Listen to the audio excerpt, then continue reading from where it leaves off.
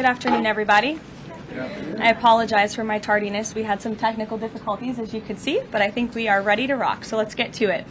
I'll begin this week with some scheduling announcements for President Trump's very busy week ahead. Tomorrow, President Trump will host his 9th cabinet meeting of the year alongside his incredible cabinet, who continue to deliver for the American people at a record pace. Later in the afternoon tomorrow, the president will make an announcement in the Oval Office on his initiative to create Trump accounts to give the next generation of Americans a jump start on savings. It will be a very exciting announcement indeed, especially for all of the parents across the country with young children and babies. On Thursday, President Trump will host the presidents of the Republic of Rwanda and the Democratic Republic of Congo to sign the historic peace and economic agreement that he brokered. On Thursday night, the President and the First Lady will celebrate one of America's greatest traditions, the lighting of the national Christmas tree on the Ellipse. And on Friday, President Trump will attend the FIFA World Cup final draw at the Kennedy Center. You all will be seeing and hearing from the President every day this week, so you have me today, and then he will take on the rest of the week himself. Next, I would like to address the horrific tragedy that took place in our nation's capital last week.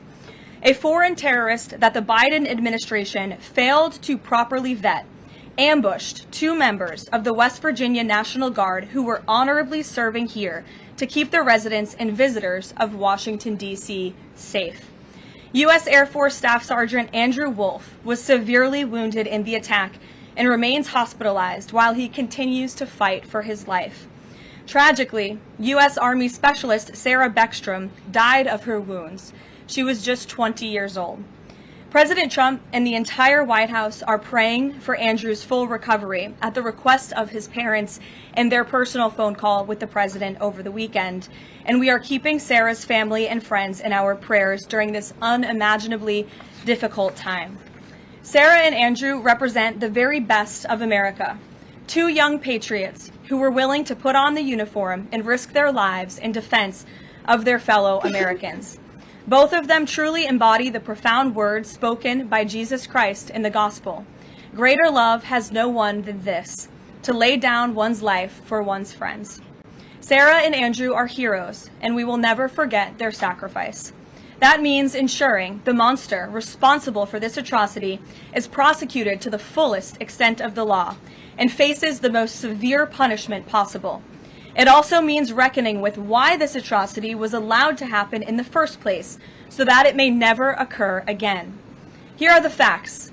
The terrorist who gunned down American soldiers blocks away from the White House in an ambush was an Afghan national who was flown into our country by Joe Biden's administration in September 2021 in the chaotic wake of their botched withdrawal from Afghanistan. One of the most embarrassing moments in the history of our great country. Joe Biden's historic failure in Afghanistan continues to haunt this country and our men and women in uniform. Not only did this surrender lead to a suicide bombing that killed 13 American heroes in Kabul, but now National Guard troops were shot on U.S. soil by the same kind of enemy. We continue to live with the deadly consequences of Joe Biden's horrific leadership. Nearly 100,000 Afghans were recklessly released into the United States with little to no vetting. There was no regard for the disorder and violence that this would unleash on American communities and American culture. Reportedly, thousands of these strangers and unknown individuals were flagged to the Biden administration for national security, public safety, and fraud concerns. But the terrifying truth is that the Afghanistan debacle is just a small part of Democrats' complete and total betrayal of the American people during the Biden years. The tragedy that we just witnessed the day before Thanksgiving is a reminder that untold thousands of terrorists, gang members, and criminals were invited into our country and remain here to this very day. The border is now secure, thanks to President Trump, but the threat in our interior remains real and urgent. These public safety threats are already inside our land, and President Trump was elected on a promise to find and remove them, and he has already taken significant steps and made significant progress towards fulfilling this promise. But there is more work to be done because President Trump believes that he has a sacred obligation to reverse the calamity of mass, unchecked migration into our country. As a result, the Trump administration is now actively re-examining all of the Afghans imported into the country by Joe Biden. Any individual who threatens our national security or our citizenry will be subject to removal. President Trump has already permanently paused migration of foreign nationals from third world countries that pose a very high risk to the United States. For too long, past American presidents supported self-destructive immigration policies that allowed foreigners who outright hate our country and have no interest in assimilating into our culture. They've allowed these individuals to flood peaceful American communities. This disastrous approach has drained our welfare program, driven up the cost of housing, suppressed wages, and jeopardized the safety of law-abiding American citizens. In fact, according to a new bombshell report from the New York Times, Somalian migrants in Minnesota have defrauded nearly $1 billion in taxpayer-funded benefits under Democrat Governor Walz's leadership. President Trump is putting an end to this dangerous America Last approach. His position is rooted in common sense.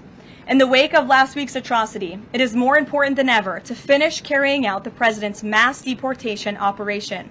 America cannot allow millions upon millions of unvetted illegal aliens to be rewarded with amnesty after they broke our nation's laws to come here. They must go back to their home countries. It is also essential to immediately address the massive fraud and corruption that has been going on for decades in other aspects of our immigration system, most notably when it comes to asylum claims. Millions of people who have come here under false pretenses are told blatant lies now enjoy temporary legal status. President Trump is ending this scam as well, and I would point out that the Democrats have tried to block this administration from doing so at every turn with lawsuit after lawsuit. The hard truth is that even when it comes to our legal immigration system, past presidents have failed to ensure that all prospective citizens love America, will add value and contribute to our communities, and will assimilate into our culture. Leaders have a duty to defend and advance the interests of their own people, not foreign nationals.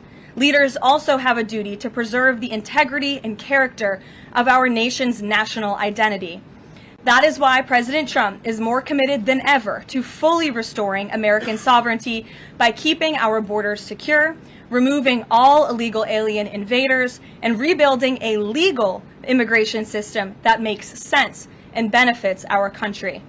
President Trump has no higher responsibility than to defend our homeland and our people, and he will never waver in doing so. With that, I will open it up to questions, and we'll lead today with Isabel Brown, who is in our new media seat. She's a very popular face on television these days. She's built a great independent media podcast and platform with the Daily Wire, and I appreciate your being here, Isabel. Thank you for being here. Karoline, appreciate it and appreciate the briefing. Many Americans, in light of these recent events that you just mentioned, are starting to say that we are being invaded as a country, culturally and logistically, when it comes to immigration. And we know that immigration without assimilation is indeed invasion. So given the recent remarks from Vice President Vance on a college campus about dramatically reducing legal immigration to address some of this crisis, and President Trump's Truth Social post last week about individuals who may be non-compatible with Western civilization, are there any conversations happening or plans being made behind the scenes for the administration to implement at least a temporary immigration moratorium, for example, in light of what the American people might be calling for? So, Isabel, it's a great question. I think I spoke a little bit to the heart of your question in my opener there. I would add that the Trump administration has done more to limit migration, both illegal and legal, than any administration in history. And I'll just walk you through some of the actions that we have taken thus far. Number one, the Trump administration issued a travel ban for 19 countries, including Afghanistan, special immigrant visas, which is a legal pathway to get here, which we know many Afghans have utilized to come into the country, have now been paused since the tragic shooting last week. Refugee admissions were suspended for Afghans from this administration on day one, and refugee admissions into the country right now are essentially at zero, with the exception of Afrikaners fleeing persecution in South Africa. The State Department has also heightened their scrutiny and vetting of all visas and have revoked visas, as you know, for those who do not align with our country's national interests. The Secretary of State has the right to do that, and we've taken unprecedented action to do just that. We are also now pausing all asylum adjudications for additional vetting as well. And so additional actions I don't have to read out for you today, but I would just remark that the president has made tremendous progress on this front, and it's why it's so crucial that we not only secure the borders, which the president did in record time. We have 0 illegal aliens entering into the country month after month, but we also are taking a look at those who are already in the interior of our country and removing them if they are here illegally, and also taking a look at these visas. Again, having a visa in the United States is not a right, it is a privilege. And the Secretary of State, if you are deemed contrary to our country's foreign national interests, has the right to revoke that privilege. Thank you. Gabe. Karoline, excuse me, regarding Venezuela, the president said yesterday that Secretary Hegseth had denied that second strike, that reported second strike on an alleged drug vote on September 2nd. The secretary said to the president that didn't happen. But to clarify, I just wanted you to clear this up. In his social media post, Secretary Hegseth didn't go into details about that strike. He just said U.S. operations in the area were lawful, and he said that the story and media reports were fabricated. So to be clear, does the administration deny that second strike happened, or did it happen and the administration denies that Secretary Hegseth gave the order? The latter is true, Gabe, and I have a statement to read for you here. President Trump and Secretary Hegseth have made it clear that presidentially designated narco-terrorist groups are subject to lethal targeting in accordance with the laws of war. With respect to the strikes in question on September 2nd, Secretary Hegseth authorized Admiral Bradley to conduct these kinetic strikes. Admiral Bradley worked well within his authority and the law, directing the engagement to ensure the boat was destroyed and the threat to the United States of America was eliminated. And I would just add one more point to remind the American public why these lethal strikes are taking place. Because this administration has designated these narco-terrorists as foreign terrorist organizations. The president has a right to take them out if they are threatening the United States of America and if they are bringing illegal narcotics that are killing our citizens at a record rate, which is what they are doing. And under the previous administration, there was enough fentanyl trafficked into our country to kill every American man, woman, and child many times over. And so that's why you've seen a drastic difference in this administration's policy with respect to the last, and it's one of the many reasons the American public reelected this president and support this Secretary of War in conducting these strikes. So to be clear, to clarify, Admiral Bradley was the one who gave that order for a second strike. And he was Okay. well within his authority to do so. And a separate question, the president several days ago said it was his intention to pardon the former president of Honduras, who was a convicted drug trafficker. And yesterday on Air Force One, the president said that if someone sells drugs in that country, that doesn't mean you arrest the president and put him in jail for the rest of his life. How is that different than what the administration is accusing Venezuela's Nicolas Maduro of? You're cherry picking the president's statement a little bit yesterday, as he also said yesterday the people of Honduras have highlighted to him how the former president Hernandez was set up. This was a clear Biden over prosecution. He was the president of this country. He was in the opposition party. He was opposed to the values of the previous administration, and they charged him because he was president of Honduras. There were some other egregious facts that came out during this trial, and I would encourage you to report on them. His court-appointed lawyer was only given 3 weeks to prepare for trial. He shared that his conviction was lawfare by the leftist party, who, quote, struck a deal with the Biden-Harris administration. Hernandez has highlighted there was virtually no independent evidence presented, and many of his conviction was based on testimony from many admitted criminals who hoped that cooperating would reduce their own penalties. So the president heard the concerns from many people, as he does, and he's, of course, within his constitutional authority to sign clemency for whomever he deems worthy of that. Jackie. Thank you, Karoline. Following up on Gabe's question, you said that the follow-up strike was lawful. What law is it that allows no survivors? The strike conducted on September 2nd was conducted in self-defense to protect Americans in vital United States interests. The strike was conducted in international waters and in accordance with the law of armed conflict. And then on this pardon for the Honduran president, does it at all undercut the administration's messaging while you have these congressional Republicans defending the strikes on the narco-terrorists and then a pardon for a convicted drug trafficker? Does that make it more difficult for your members to defend your administration's policy? I don't think so, Jackie. I think that President Trump has been quite clear in his defense of the United States homeland to stop these illegal narcotics from coming to our borders, whether that's by land or by sea. And he's also made it quite clear that he wants to correct the wrongs of the weaponized Justice Department under the previous administration. And Ouija, I'll call on you because I think we're wearing matching blazers today. I was going to Great compliment minds. yours. Thank you, Caroline. So just to be clear, to clarify on Jackie and Gabe, did Admiral Bradley order that second strike because there were still survivors after the initial strike? Again, as I read for you, Admiral Bradley worked well within his authority in the law. He directed the engagement to ensure the boat was destroyed and the threat of narco-terrorists to the United States was completely eliminated. So was the initial order from Secretary Hegseth, everyone be killed, and did that come from President Trump? I saw that quoted in a Washington Post story. I would reject that the Secretary of War ever said that. However, the President has made it quite clear that if narco-terrorists, again, are trafficking illegal drugs towards the United States, he has the authority to kill them. And that's what this administration is doing. And can I Danny? follow up on the MRI? Because President Trump yesterday said that he would release the results of his MRI. Is that happening right now? It is happening right now. As part of, and this is a summary from the President's physician, and we will release it right now. I think my team has it teed up for all of you. I'll read it for you, and then you'll get it physically as well. As part of President Trump's comprehensive executive physical, advanced imaging was performed because men in his age group benefit from a thorough evaluation of cardiovascular and abdominal health. The purpose of this imaging is preventative, to identify any issues early, confirm overall health, and ensure the President maintains long-term vitality and function. President Trump's cardiovascular imaging was perfectly normal. No evidence of arterial narrowing impairing blood flow or abnormalities in the heart or major vessels. The heart chambers are normal in size, the vessel walls appear smooth and healthy, and there are no signs of inflammation or clotting. Overall, his cardiovascular system shows excellent health.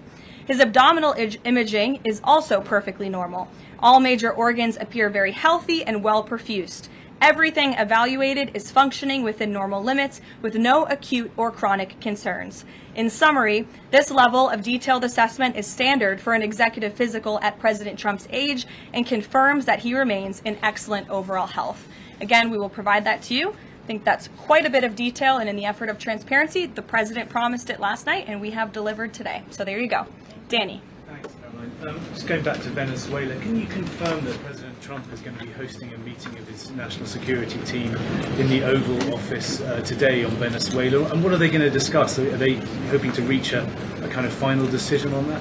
Out of the effort of transparency, I will confirm that the President will be meeting with his national security team on this subject and on many matters. He meets with his national security team quite often. He's the commander-in-chief. It's part of his responsibility to ensure that peace is ongoing throughout the world.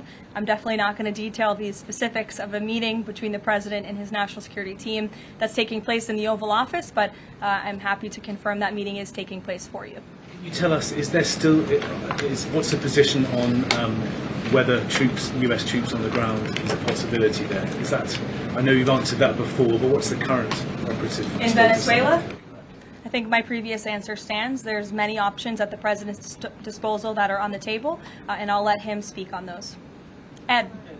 The U.S. announced a trade framework deal with the United Kingdom on pharmaceuticals, where they will pay 25% more, and the savings theoretically will go back to American consumers. What guarantees are in that savings will in fact go back to the American consumer and not be sucked up by the company? I'm going to be honest with you, Ed. I'll get you the answer to that question after the briefing. So the American Rescue Plan, funded a number of universal income. Kush will get you that answer, right, Kush? My trade guy over here. The American Rescue Plan funded a number of universal basic income programs. Now Cook County, Illinois is extending that program into 2026 with $7.5 million of taxpayer money. What does the White House think about that? I'll also get you an answer on that after the briefing. Ed. 2 for 2.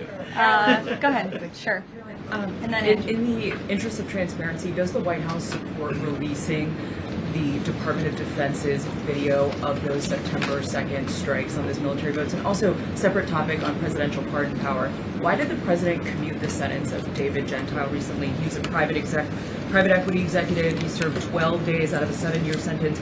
Prosecutors said he defrauded $1.6 billion with thousands of victims, including veterans, farmers, teachers. Why was he pardoned?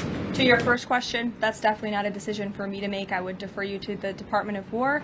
It's also probably a decision for the president himself to make. As for your second question with respect to that pardon, he issued a commutation for Mr. Gentile, who's the former CEO and co-founder of GBP Capital Holdings. Unlike similar companies, GBP paid regular annualized distributions to its investors.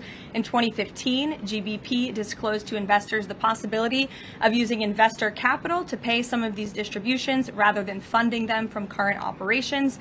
Even though this was disclosed to investors, the Biden Department of Justice claimed it was a Ponzi scheme. This claim was profoundly undercut by the fact that GBP had explicitly told investors what would happen. At trial, the government was unable to tie any supposedly fraudulent representations to Mr. Gentile. In short, again, this is another example that has been brought to the president's attention of a weaponization of justice from the previous administration, and therefore he signed this commutation. So say that these people were defrauded. I just read you a very detailed summary of why the commutation was made. Sure. In the middle with the red tie. Thank you, Caroline. Okay, Andrew, go ahead, and then you. In wake of Congresswoman Marjorie Taylor Go ahead Greene's early resignation, reports last week indicated that other House Republicans might consider doing the same. Does the president have any concerns in light of those reports about other House Republicans potentially leaving early, as well as the other announced retirements that we saw in the last couple of days? Look, I think the president maintains very good relationships with the vast majority, maybe with the exception of one or two. I think many in this room know who I'm referring to. Very good relationships with members of Capitol Hill within the Republican Party. And the president clearly is the unequivocal leader of the Republican Party. I think it was a recent CNN poll that actually showed that more than 90% of Republicans continue to support President Trump as the leader. So he maintains very good relations, as does his entire team here at the White House. And of course, we have a very slim margin in the House, and the president wants that to continue. Andrew, go ahead.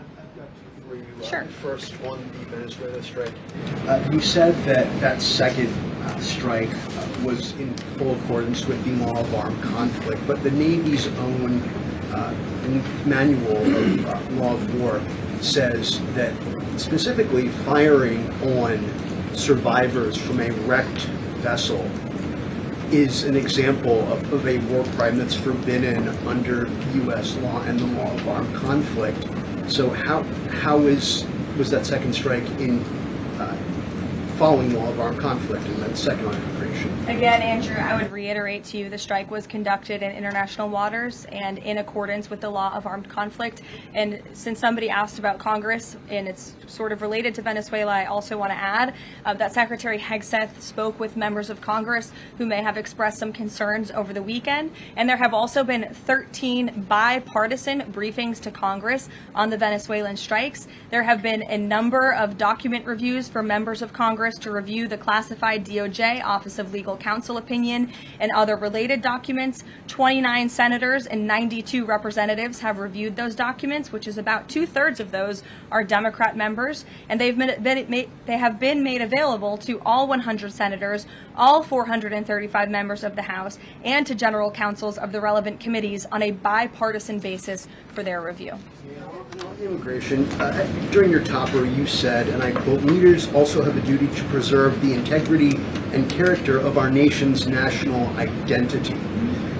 Can you explain what you mean by our nation's national identity and integrity and character, and how would refugees, people coming from war-torn places who are seeking a safe haven in America, like many of our forebears in this room, not add to our nation's integrity and character of our national identity? I'll tell you what does not add to our nation's character and integrity.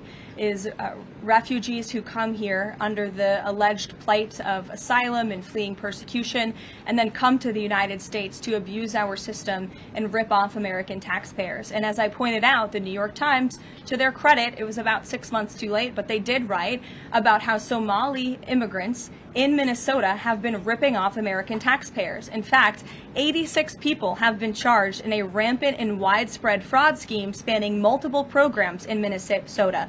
Of those 86, 78 of those people are Somali, 91% of them charged. So far, 59 of those people have been convicted for their roles in fraud plots that have stolen $1 billion from taxpayers. In one scheme, and this is egregious, a nonprofit and its affiliates with these Somali migrants claimed to have fed tens of thousands of American children during the pandemic. They were reimbursed for those meals by taxpayers. However, federal prosecutors found that almost all of those meals were never even delivered to hungry children. In fact, those organizations' leaders spent the money on houses, luxury cars, and real estate in Turkey and Kenya. Another scheme involved hundreds of organizations who were reimbursed for services that were supposed to help people at risk of homelessness. Once again, those services were never provided. All of this has happened under Democrat leadership in a Democrat-run state, where these refugees, these migrants are coming to the United States. They are abusing our system. They are draining our resources that should be going to law-abiding, taxpayer-funded, tax-paying Americans. And this president is not going to put up with it anymore. Rachel. Thank you, Karoline. Just to follow back up on the Washington Post reporting, so much of the concern from Democrats and Republicans is focused on the survivors. Why won't the administration either confirm or deny or reveal whether or not there were survivors after that initial first strike? And what imminent threat would two survivors pose who were clinging presumably to the wreckage of that boat? Again, as I said, I think you guys are sort of not listening fully to the statement I've provided. Admiral Bradley worked well within his authority and the law, directing the engagement to ensure the boat was totally destroyed and the threat to the narco-terrorists, to the United States, was eliminated.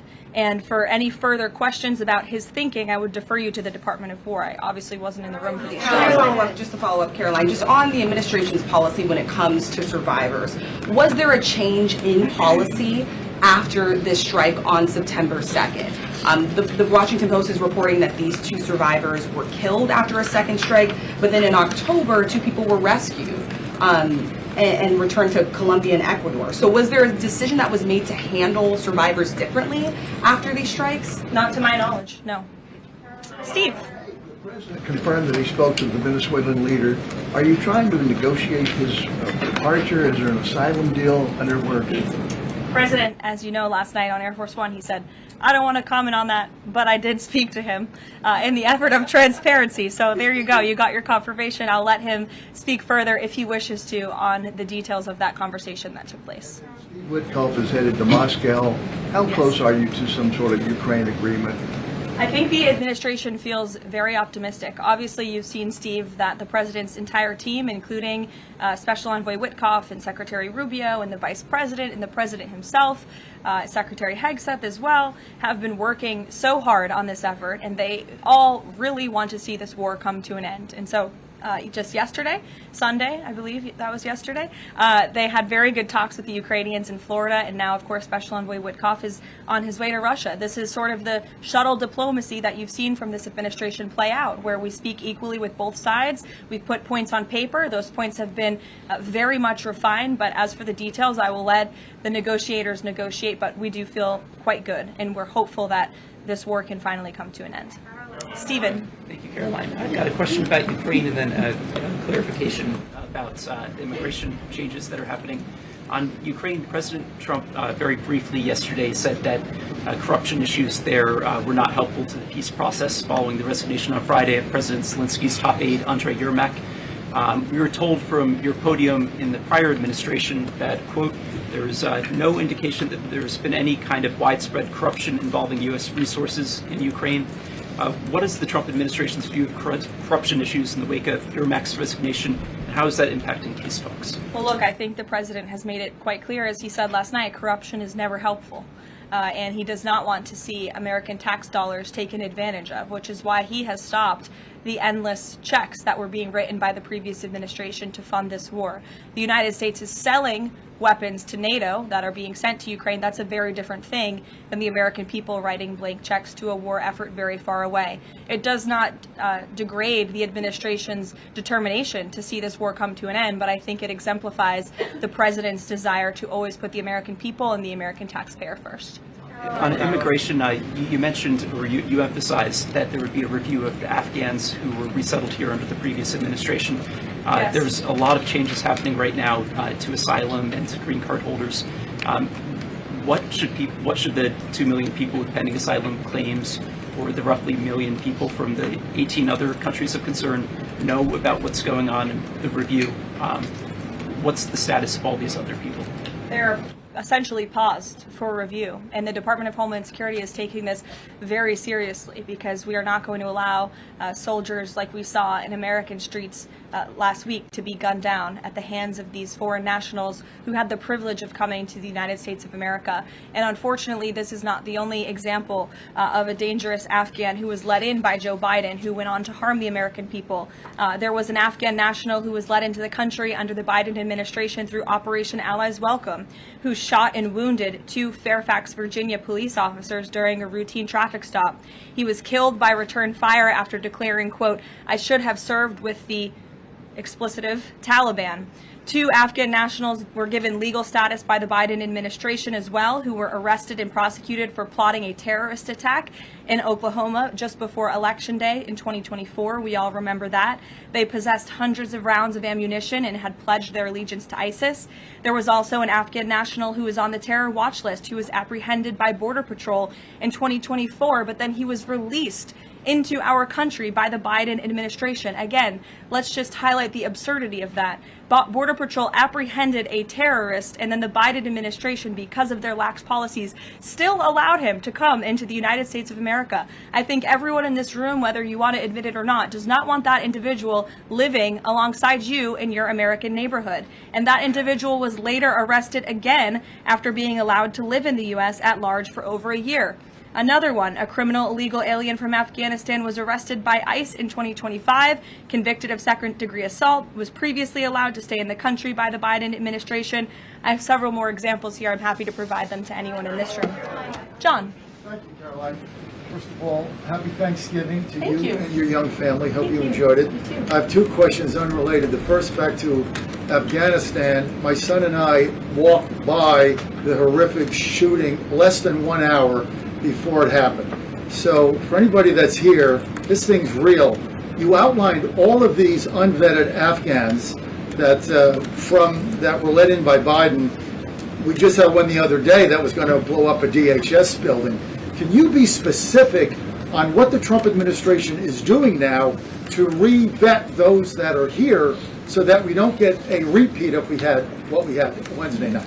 Sure. I can tell you 2 top-level things, and I would defer you to DHS for more of the specifics, as of course they are leading this effort, and I can assure you Secretary Noem is on the ball. I've spoken with her and her team, and they have an all-hands-on-deck effort to having resources go towards this. But we have paused all asylum adjudications, and then of course the special immigrant visas, which we know many Afghans utilize to come into the country under the Biden administration, have also now been paused. And I would just point out one more time that the Biden administration was responsible for the original sin that led to this tragic killing last week, the botched withdrawal from Afghanistan. He was responsible for Operation Allies Welcome, which is something that this White House and the people behind this podium in the last administration fully and wholeheartedly embraced. And they assured the American people there would be no risk or no harm to them. And as I just laid out for you in those many examples, that unfortunately and tragically has not turned out to be the truth. Just ask the families of these 2 brave National Guardsmen,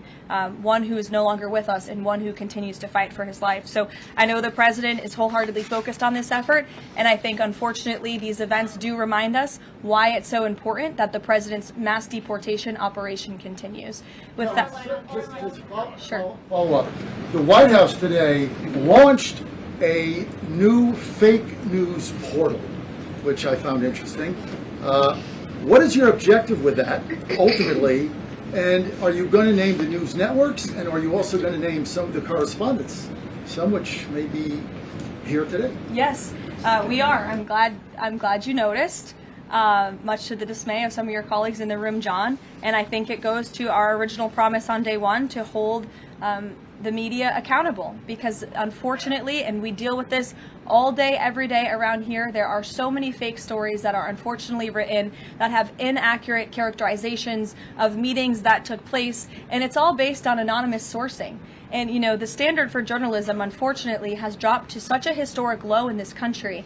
And again, we deal with it every day, where you can have an anonymous source who has no idea what they're talking about, zero credibility, call up a reporter in Washington and say, hey, I heard this. And then the next thing you know, it's on the front page of the New York Times. It's really incomprehensible. We appreciate the journalists, some of those who are in this room who do reach out for comment, who try to get things right, and there are some that remain. But overwhelmingly, the fake news that we see pumped out of this building on a day-to-day basis, it's honestly overwhelming to keep up with it all, and to constantly have to defend against these fake news and these attacks. And I will point out one fake news story over the weekend before I let you all go, from the New York Times that took about 1/3 of the president's daily calendar and his daily schedule and said that he's doing less than he did in his first term, or he might not be fit for the job. That is unequivocally false, and it's deeply unfortunate that this story was written by the same outlet and the same reporter who wrote this: